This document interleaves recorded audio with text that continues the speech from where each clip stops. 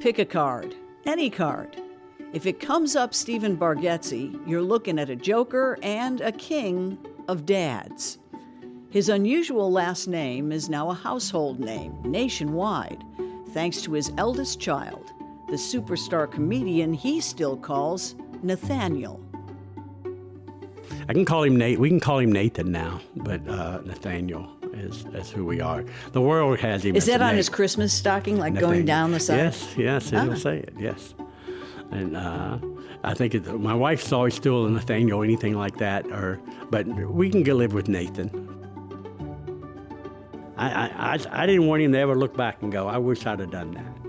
I wonder what would have happened. So I said, you're young, free. Well, I'll help you. I mean, we'll help support you, do whatever we need to do, just so that I want you to make sure that you feel like you've given it your all.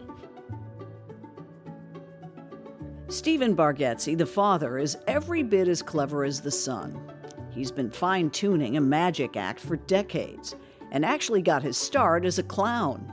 Fluffy wig, big shoes, all of it. That's how he raised a young family. But there is pain and perseverance in his story. And what you might hear come through most is pride, the kind a father has for his kids when they reach high and really fly. I'm Demetria Kalodimos. It's Banner & Company.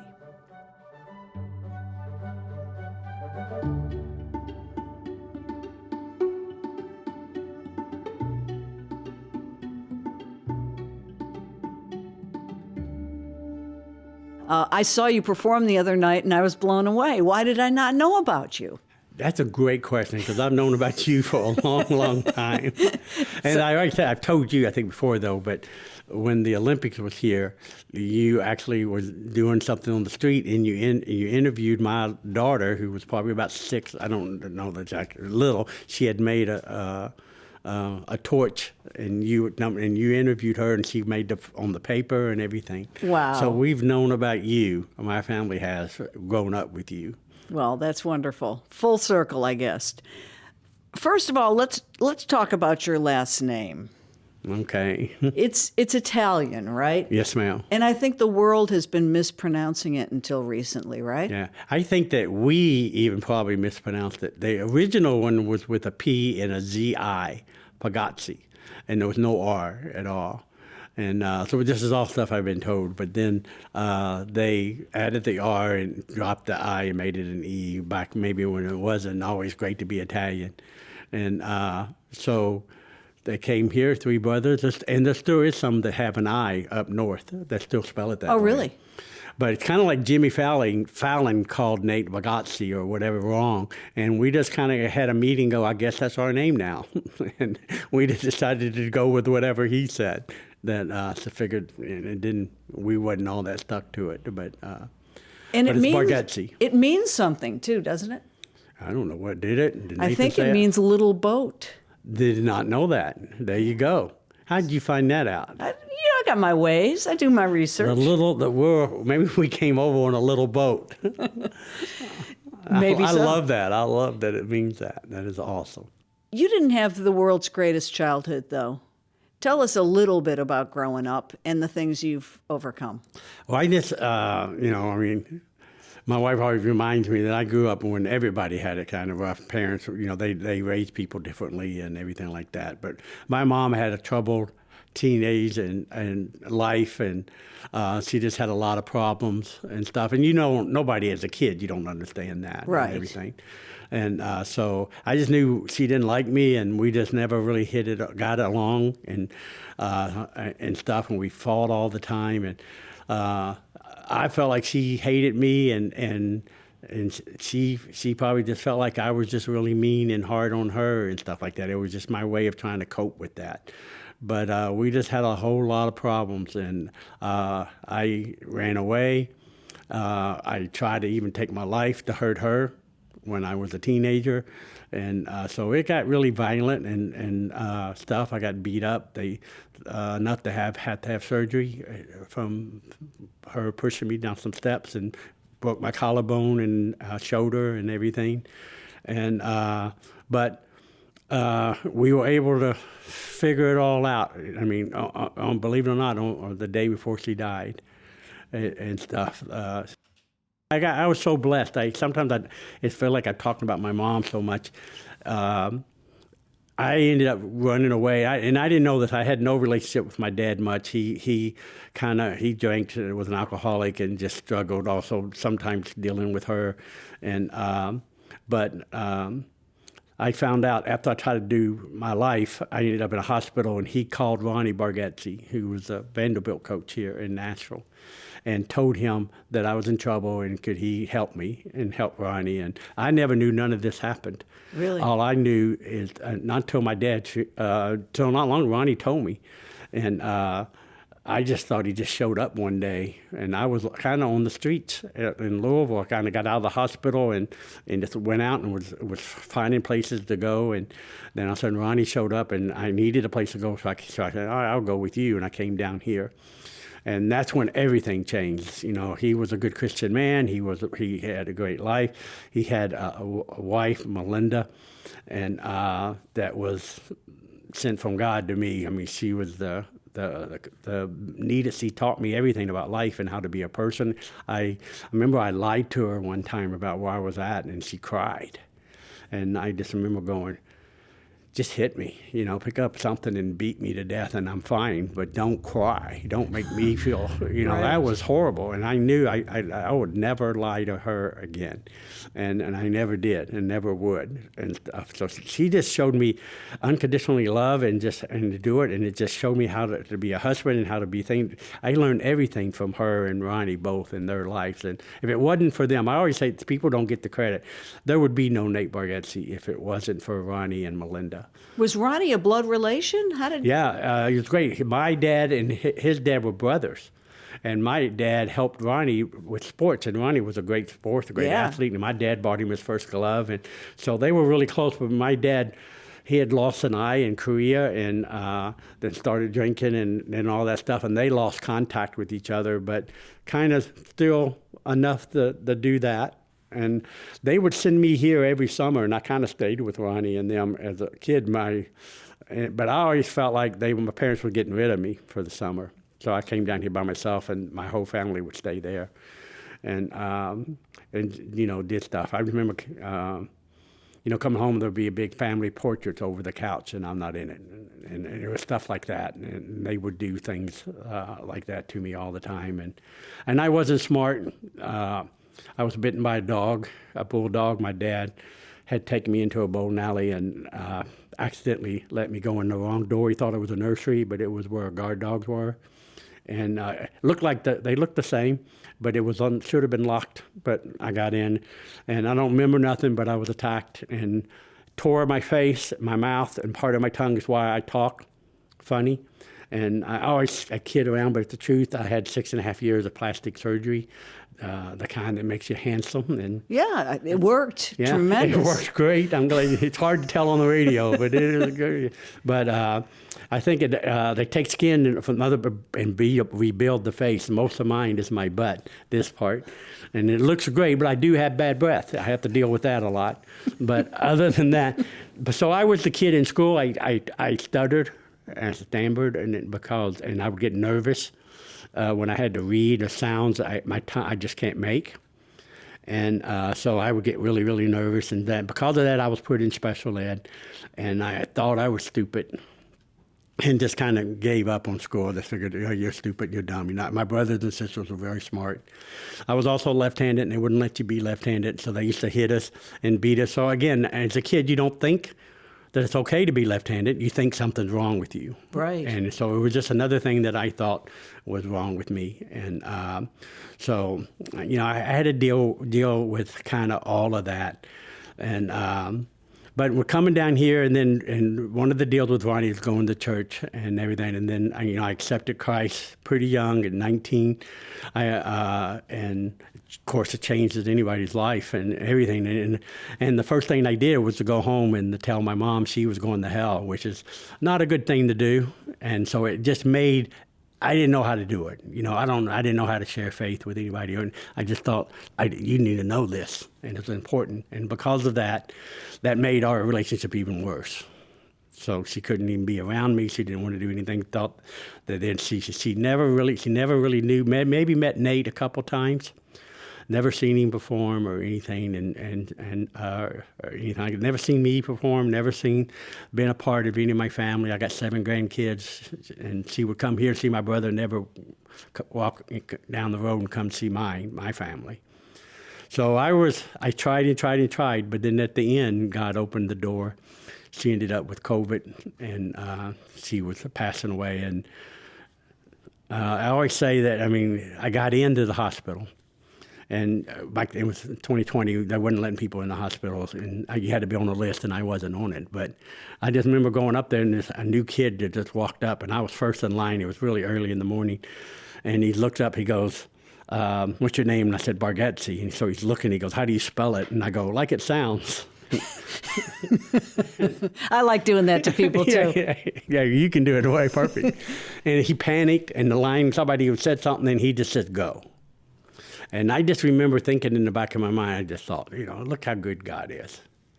I'm going to get to see my mom, and she gets to tell me she's sorry. That's what I thought. I'm sorry. And she can apologize before she dies for not knowing my family. I have a great family and great everything, and she never knew them. But when I saw her and the fear on her face and all hooked up to all of the stuff and everything, I knew that I had it all wrong. God took me to tell her I'm sorry. Yeah. And she needed mercy. My mom could have never done what I needed her to do. It was not in her to do that. She's been too broken, too hurt, and I needed to apologize to her. And I did. And I said, I'm sorry, I should have made you know my kids. Because you missed some great kids. I should have forced you to see them. I should have been around you more. I should have took care of you. I should have done all of this. And I was a jerk to her. I stole an automobile when I was a kid. That was part of the fight that I got into. She never made me do that kind of stuff. I'm the one that didn't do hard and work hard in school. I had 4.0s in college. I was never stupid. But when I was at school, I didn't do anything for her. I wouldn't do the work because it's easier to just think you're stupid. And so I just apologized for everything again. Then when I talked to her about, I said, we don't know each other, and I don't really know you that well. But if you just pray and accept Christ, and that we can have all eternity to get to know each other. And I believe in all my heart she did that. So, that's the full circle of all of that story. Sometimes it sounds so bad. It made me who I am. Right. And Melinda did too, and God and everything. It made our family who it is, and that we appreciate stuff. I don't regret, I regret that I couldn't help her more. I'm Demetria Kalodimos. It's Banner and Company.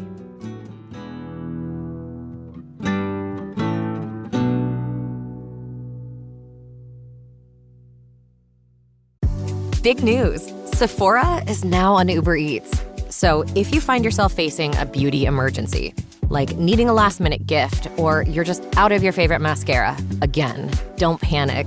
We got you. Order now and get $10 off on Sephora orders of $50 or more on the Uber Eats app. Order now. Offer ends October 30th. One order per customer. Additional terms apply. See app for availability. Delivery fees may apply.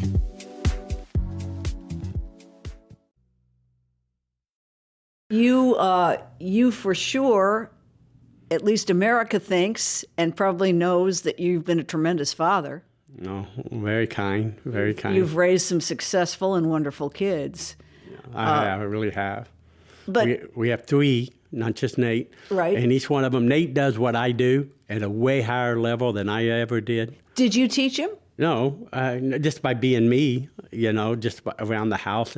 And when Nathan was young, he did. I was a clown. I worked at Yo-Yo the Clown, and I worked at Opryland, some as a clown and also as a magician.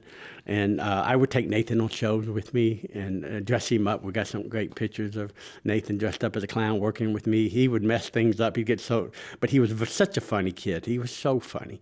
He could remember Steve Urkel and Jim Varl, the the milk guy with Jim Varney. Varney. Yeah. Oh, Nathan could do him and loved him. We went Ernest Goes to Camp. I mean, we saw every movie he ever made, and we loved that man. And Nathan could imitate them and do it great. And but then, I mean, when he got in high school, he became the Nate we know. He got real quiet, and he became more just watching people and being more observant than he was trying to be that class clown.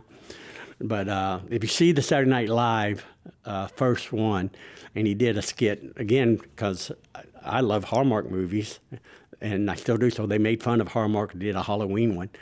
I saw, me and my wife, we saw the old Nate, because he got to play a part, and you saw that little smile when he was pretending to be a murderer or whatever it was. But it was like, there's Nate, there's the Nate. I know that Nate. But I also have another son who was a missionary in Uganda for he still works over there, and they work here at school, Global Outreach Development, GOD institution, and so he's doing what I always felt like I should do. You know, when you first accept Christ, you think you got to be a preacher or something, and that. And Abigail, my daughter, worked for the veterans, the VA hospital for years. That's what I love to do. I've done so much shows for the Armed Forces Entertainment, and so all my kids are doing things that part of my life and better than I ever did. Well, I think that's the way it works. That's the way it's supposed to work anyway. And your father owned a gas station, and you're doing this. That's the same. It's very much the same. You're working in a gas station. Exactly. How do you become a clown? I mean, yeah, great story.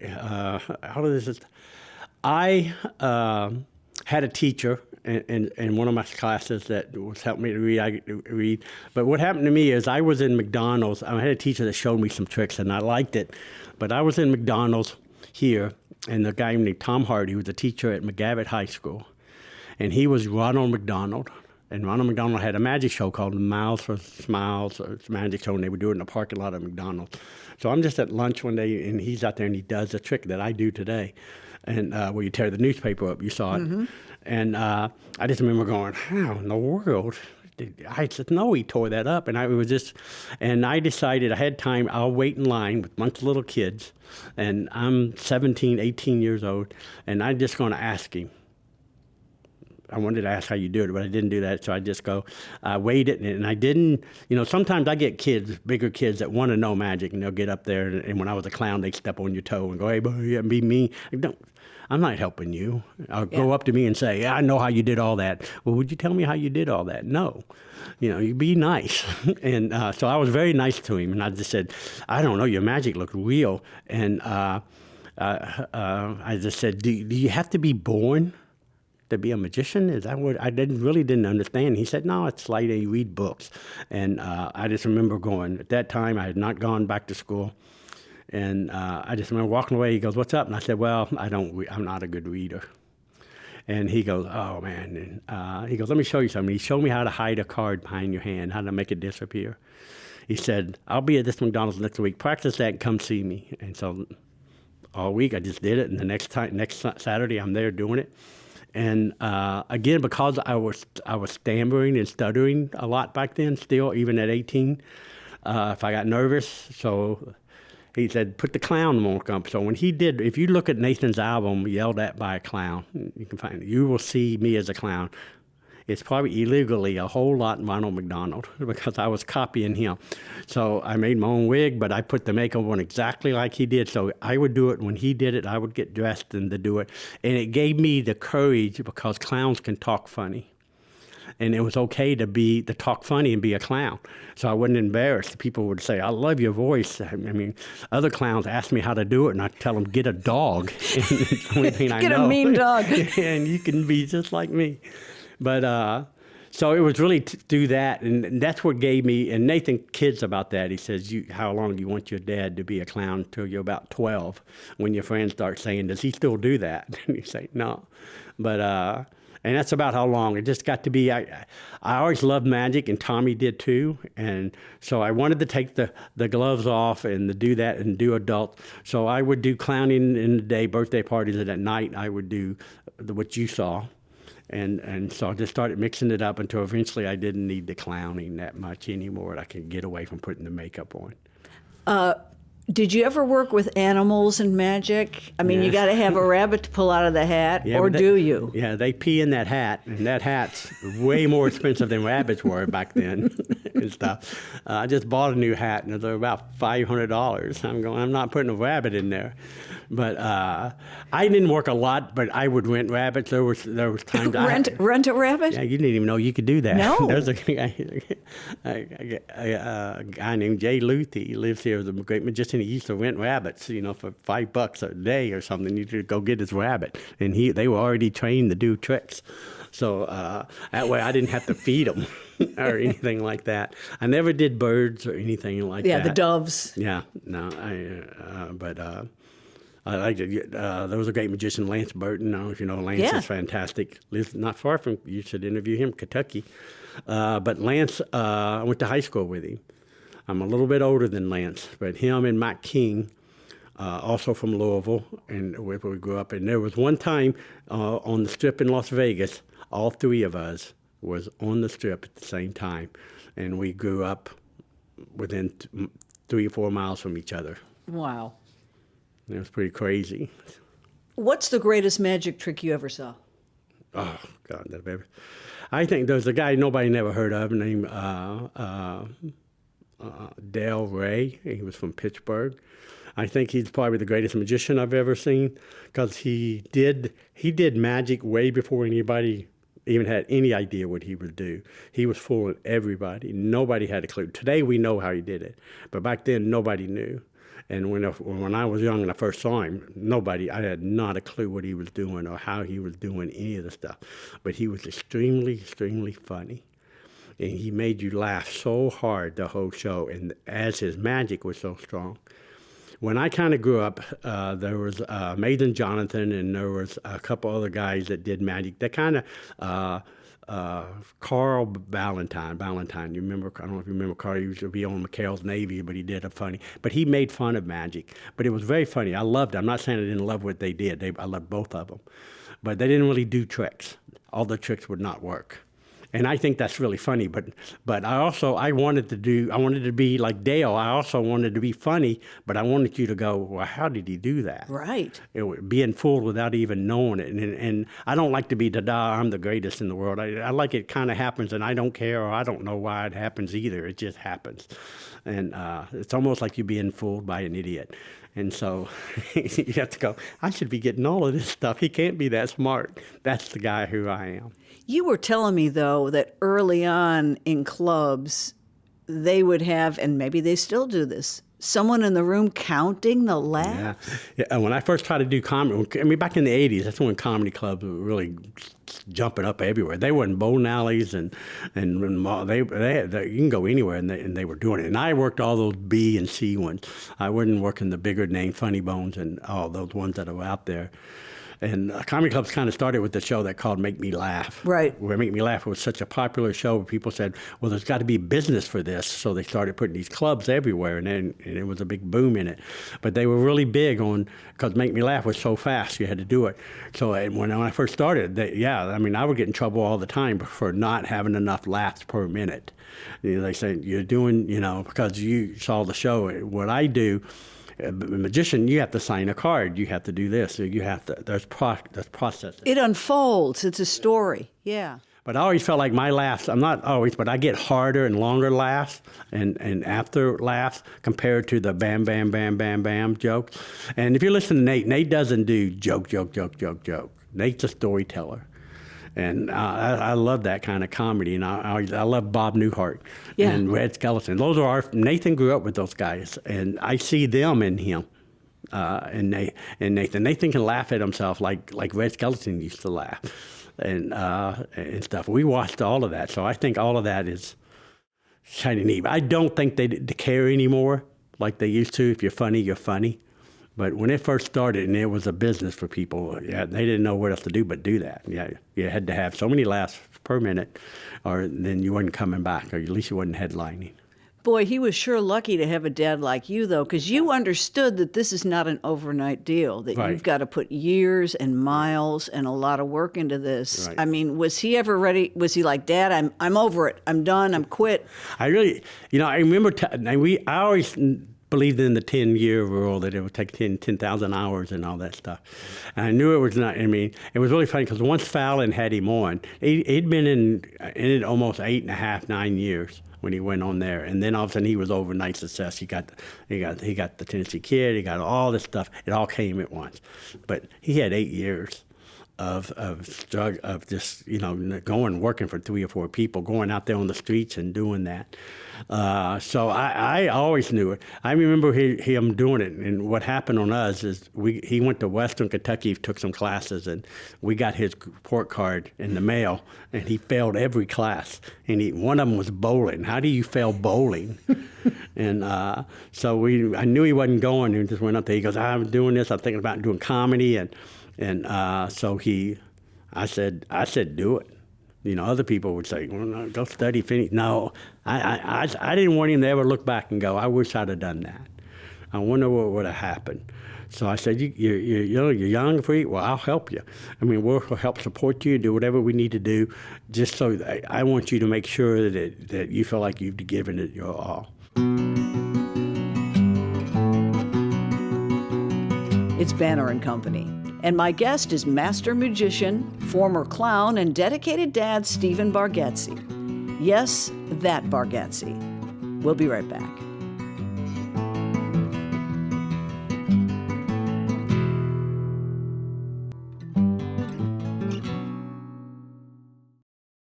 Seinfeld came out with The Comedian, with a documentary about how he wrote his jokes. And one of the things he said is you have to be in New York or somewhere where you can duo up every night. You know, that we had 1 or 2 places, and even today in Nashville, there's maybe about 3 or 4 that you can maybe get up in front of people every night. But up in New York, it's 6 or 8 different places you can go and get time. And so he went up there, and me and my wife helped him, I think, a lot. I think he still owes me money. But you're keeping a tab. Yeah, yes. I'm not saying, but it's getting to be now we're costing him money. But we had people looking after him. I knew enough people in the business and people that could just say, you know, I didn't want him to be like bowling class and not showing up. But they said, no, I saw him on the street today. He was out there giving out the things to get the 2 minutes in this club or that club and stuff like that. So we saw a lot of success, and I saw him grow as a comedian, and we saw that, and we knew nobody could saw what's happening to him. Nobody saw that coming. I just wanted him to make a living and be able to do it. And I remember when he got married, he had just done the Comedy Central special and stuff, and he was just starting to do a little bit of headlining. He was doing that, and his wife's father asked me, he goes, how long is he going to do this? And when's he going to get like a real job? And I loved his wife's father. We just lost him. And John, and I remember he was a pastor of a church of about 30. And I wanted to say, he makes more in this weekend than you make in 6 months at that church. So he'll take care of her. And her brother is a pastor of a bigger church, and he went and saw Nate, and he went home and said, we don't have nothing to worry about. He's doing fine.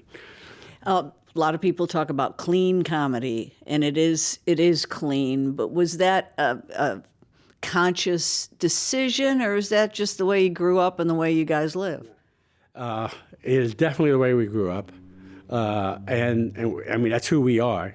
I once said, somebody asked me once, me and Nate was talking, I think Good Morning America or something like that, and the guy said, if I hit you on the thumb with a hammer, what would you say? And then exactly, it's on tape at the same time, me and Nathan went, dadgummit, and because that's what we would say.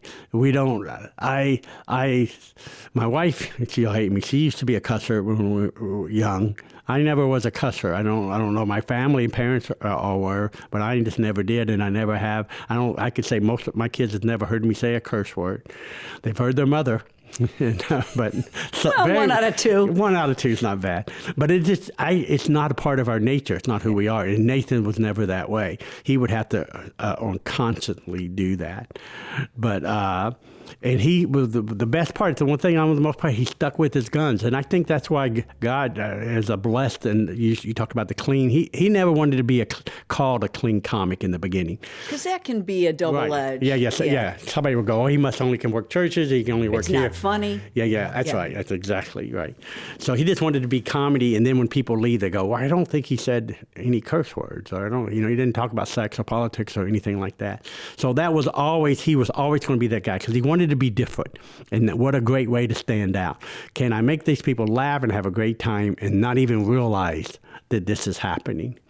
And then later on, it became quite a deal where he has said, no, I'm sticking to my guns. Even with Saturday Night Live, they've asked him a couple of times to do things that he's felt uncomfortable with.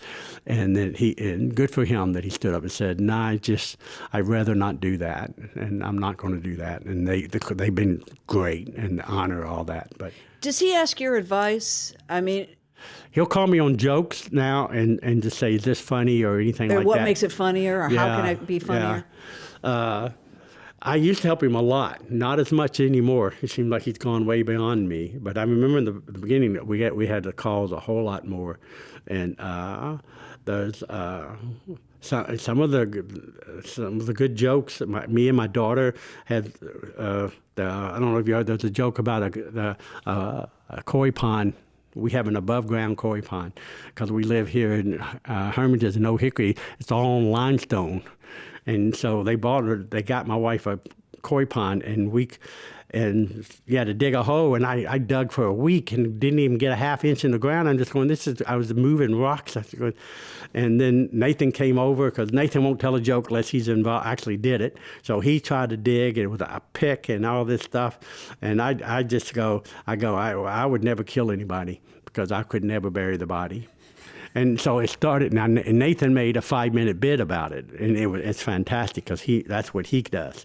But sometimes he gets a lot of little things, even from us in our family. We'll say stuff, and he'll go, yeah, that is really funny, and I'll. They're talking about digging a tunnel underneath Nashville. I know, good luck. He has no idea. Let's go look at the one on Bradley Parkway, that hole. They've been doing that for 40 years. Where does he go from here? I mean, he keeps breaking records. You guys really have not, it sounds like, substantially changed your lifestyle. I mean, I didn't see you drive here in a limo. You don't have an entourage.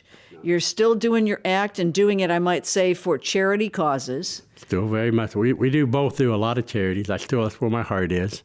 And, we're doing, I talked to you, we're doing. You just don't worry that much about the bills, right? No, this is what changed with Nate and everything like that, to be able to have that freedom. And Nathan's helped all of us, and he's helped his brothers and sisters. He's got in that part that I do feel like that my wife, maybe way more her, and Rodney did well with him. He's helped his family. He's understand that his blessing and his gift is for the whole family. And he has done that, and with his book deal and all of that, because you realize this is not his story; it's our story. It's the family story. And most of his jokes are about our family, or is an inward thing that we're doing, and he's never forgotten that. So. So you guys get together for a holiday, and something happens, and you know that the world's going to hear about it eventually, right? Yeah, and sometimes he calls us together, because especially when he's working on a new hour, we know, hey, we're going on vacation. And we know why. You just want to get us all together. You're hoping that my wife falls or something, and she will. Something's going to happen. So we know when he needs material that we're all getting together soon. Is it true, though, that you were his coach and you had to cut him off the team? Oh, why would we bring this up every time? And stuff. I can't imagine why. It wasn't funny. It was not funny. It was at Donaldson Christian Academy, and I had just got hired on. And poor Nate. Nate was a very good ball player, a good athlete, and he was a good basketball player. If it was up to me, I thought he should have made the team, no doubt. And there was a lot of things happening, but with this, the coach there was two guys there, and I was going to be the third assistant coach, and it came down between the three guys, and Nate was one of them. And so they asked me, and I go, I don't think it's fair and right that I pick because that's my son, so I won't. You two guys, You I recused yourself. Yes. Now, that's not the way Nate sees it, but because he ended up not making it, and then I've never forgotten it. But if you watch his first Christmas special that came out last year, I was on that special, and he cut me. So I never made it. You see me at the end walk out, but my scene got completely cut. So we are even. And worse, he has nothing. Nothing. I don't owe him anything anymore. Are you a performer till the day you die? I hope so. I really do. But you know what? I can remember always growing up I used to think if I won the lottery, I would buy a place and just do shows. But I don't think I feel that way. I went on the Be Funny tour with Nate on the bus, and I was tired. I don't want to go back there. It was fun, and I did it for Nate. I did it because I wanted me and Nate to have that time and a memory, but we were going to play golf. And that's right when everything blew up, and right in the middle of that Saturday Night Live happened. And Saturday Night Live we had no idea the effect it would have. He was just starting to do arenas, but it was like hockey arenas, 3,000 to 4,000, 6,000 at the most. And then right after, then all of a sudden we're doing 2 and 3, and then big arenas, and now 18, 20, and he's setting all these records for a day and everything in it. And that's all because of everybody saw him on that show. And it got to be where it wasn't that anymore. I wasn't seeing Nate. Every time we went, people are flying in, he's meeting, he's writing. He was doing that movie. He's got a movie out called The Breadwinners coming out. He was writing that. He's doing other things, another 2 movies I can't even talk about. And then plus he's the voice on Waze on your travel that you can do. He was doing that. So he's meeting and doing it. So I'm on the road with him, and I'm not seeing him until right before the show, and maybe dinner afterwards. We'd all go together. So I just thought, I'm on the road with your friends, and you're in these meetings, and then we see, and I go, I don't want that. Ooh, I don't is that need, a tough moment to say? Yeah, it really, it was for him. It reminds me like an Andy Griffith show when they go out to L.A. and it doesn't turn out that way, and cue the sad music. Yeah, well, I don't know if it was really sad. It was a good eye-opening for me to think, because you just asked, the question was, would I keep doing this? Yeah. And I would have said yes, but then I realized no, I'm not doing that. I did that for Be With Nate, and yes, I would keep doing it. But just to go out to do it, to go back out on the road and leave, no. I like pickleball.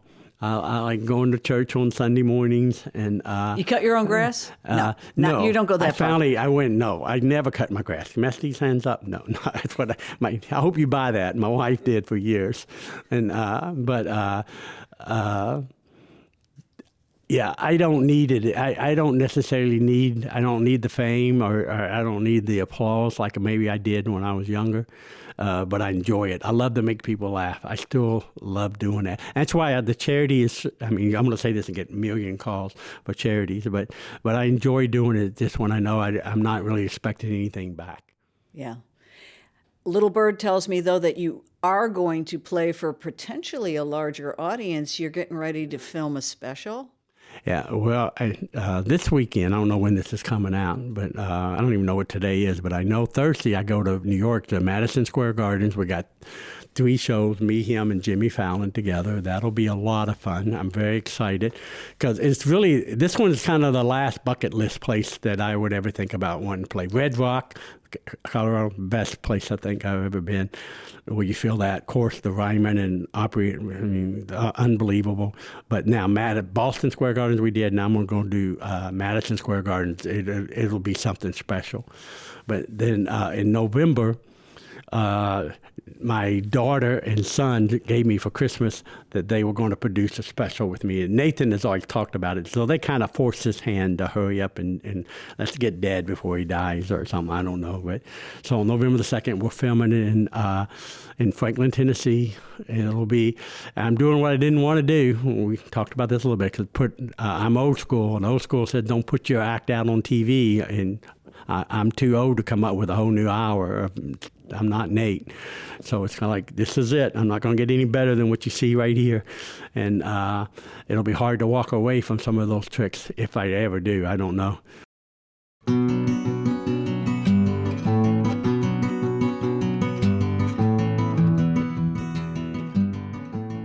Banner and Company is a production of the New Nashville Banner. This episode is produced by Steve Haruch and edited by me. The original music is by Verlin Thompson. You can subscribe wherever you get your podcasts or go to NashvilleBanner.com. You're in good company.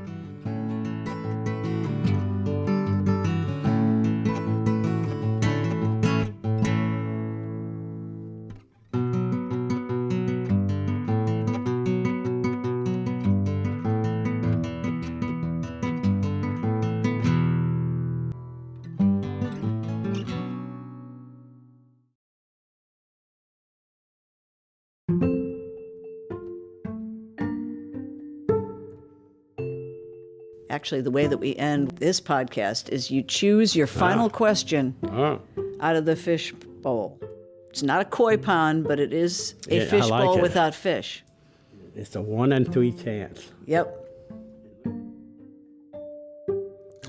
From Shane Caldwell. What is your favorite bad smell? I should have picked that other one. What's a favorite bad smell? Mine was, grew up Catholic, but I went to a good friend of mine, Tom Griffin, lost his brother, and I went to an old Catholic funeral.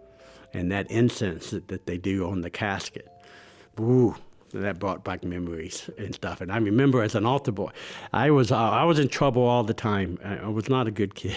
I, again, apologize to my mom.